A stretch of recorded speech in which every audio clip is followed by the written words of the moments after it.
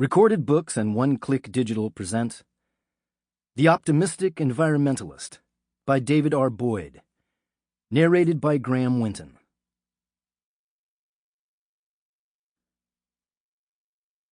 Introduction. The Importance of Being Optimistic. I'm an optimistic environmentalist. Unlike Open Secret, Jumbo Shrimp, or Working Vacation, that's not an oxymoron.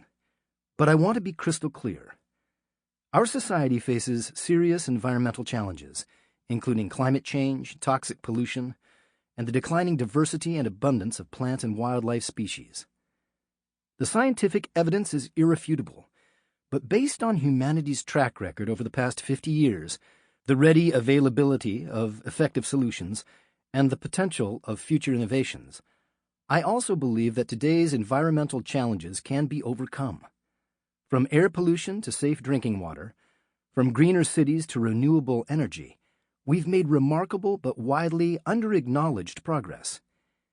If you feel overwhelmed or exhausted by the onslaught of bad news about the planet and are looking for some genuinely good environmental news, then you've come to the right place.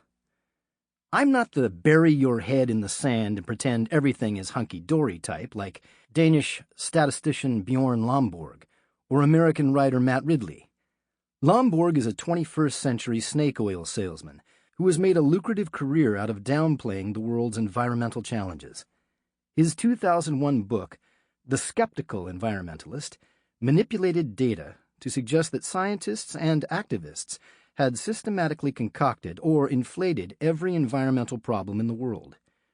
Ridley followed suit in 2010 with The Rational Optimist, arguing that the dangers of acid rain, falling sperm counts, the ozone hole, and desertification are nothing but eco-exaggeration. But why would almost all of the world's millions of scientists engage in such a complex and convoluted conspiracy? The answer is beyond my imagination. Despite their absurd arguments, Lomborg's and Ridley's books have been bestsellers. Apparently, there's a large appetite for good news, even when the underlying premises are false. I'd been thinking about writing a book like this one for years, but my daughter Meredith provided the spark that propelled me to action. At the wise old age of 7, Meredith came home from school one afternoon and told me about her day. She'd learned about something called global warming and described it to me like this. Pollution is melting the ice in the Arctic Ocean. Habitats are disappearing, and the animals don't have anywhere to live. Polar bears are dying. Tears welled up in her big blue eyes. She's had a soft spot for polar bears since getting a big stuffed one as a gift from her Grandma Grace.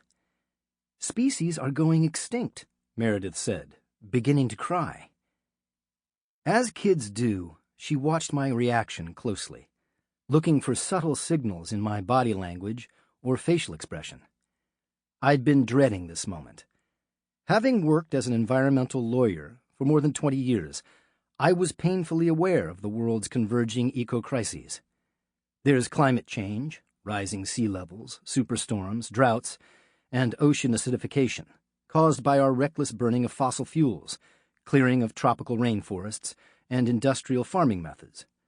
There's the planet's 6th mass extinction, the most devastating since Tyrannosaurus rex and other dinosaurs disappeared 65 million years ago.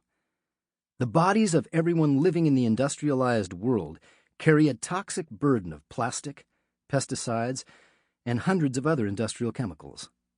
There's even a new word, Anthropocene, signifying the end of the Holocene epoch and the beginning of a new geological era in which a single species, Homo sapiens, has planet-wide ecological impacts.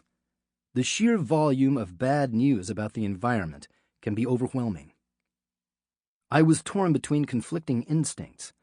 On the one hand, I value honesty and steadfastly avoid lying to Meredith.